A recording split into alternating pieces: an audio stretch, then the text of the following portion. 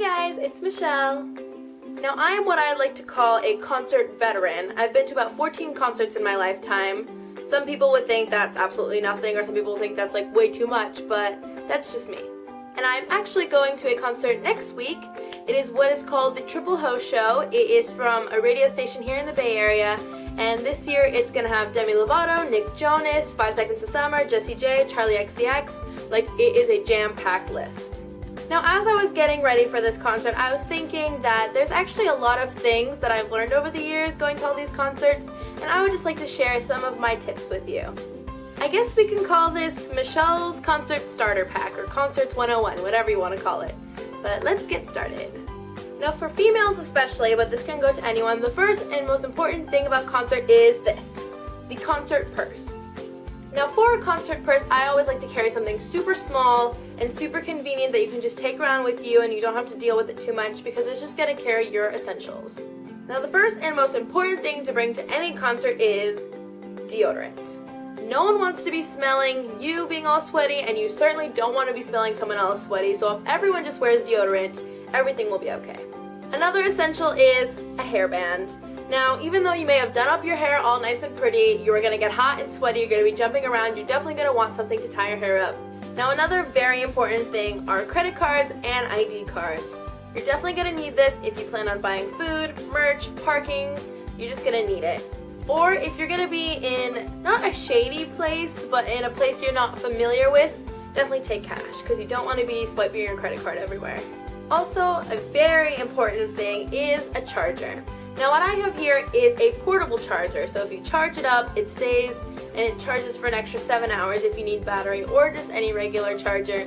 You are going to need it because you're going to be on your phone all day, and then you're going to be trying to take pictures or videos on your phone, and you do not want to run out of battery.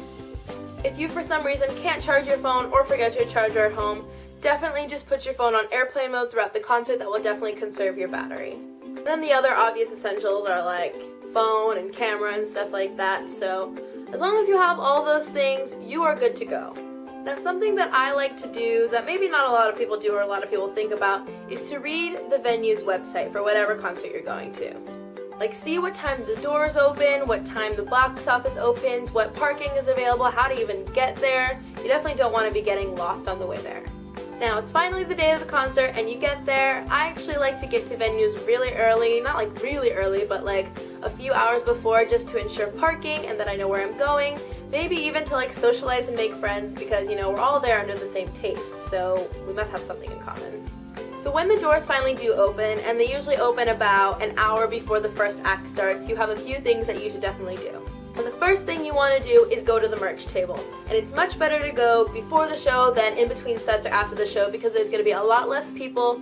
You're going to have much more time to wait in line because you do have an hour. And it'll also ensure they'll have what you want and what size you want. Now, the next most important thing is to buy lots of water. Like big bottles of water. The venues always have them, because you are going to get so dehydrated from dancing and sweating and jumping all around. And trust me, the food is not that important. Like, you don't want to get sick from jumping around so much. So get something a little bit if you're hungry, but water is essential. I cannot tell you how many times I have almost fainted in the middle of a concert because I did not drink enough water. Thankfully, the people around me did, so we, cleanly shared. But always carry water with you. The venues usually don't let you bring in your own water bottles, so definitely buy them at the venue. They may be like really expensive, but trust me, it will save a trip to the hospital and missing the rest of the show. Now, another flawless segue from the water thing is number 3, which is go to the bathroom before the show. You have plenty of time, you're not going to miss anything, you don't want to be going in between or even during the sets, because the lines are just going to be so long and you're going to miss the show. Now, here are some other extra tips you might want to know during the show.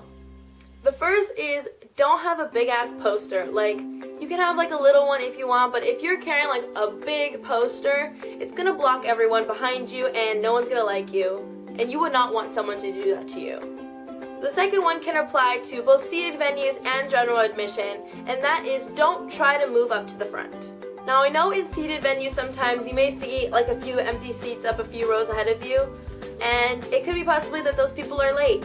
So my rule of thumb is that if someone doesn't show up by like the end of the opening act, ask the security if anyone has sat there at all.